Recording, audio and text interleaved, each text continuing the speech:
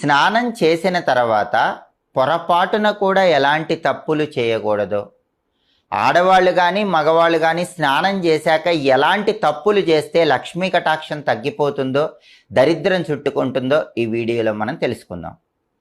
చాలామంది స్నానం చేసే సమయంలో సంప్రదాయంలో చెప్పిన నియమాలు పాటిస్తారు, కానీ స్నానం చేసిన తర్వాత పొరపాటున కొన్ని తప్పులు చేస్తూ ఉంటారు. ఆ తప్పుల వల్ల దరిద్రం చుట్టుకుంటుంది, లక్ష్మీ కటాక్షం తగ్గిపోతుంది.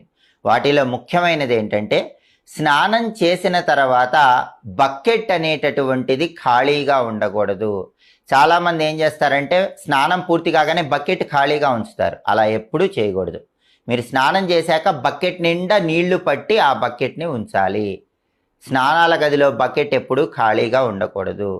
లేదా మీరు బకెట్ పట్టడం వీలు కాకపోతే ఆ బకెట్ బోర్లించి ఉంచండి, అంతేగాని ఖాళీ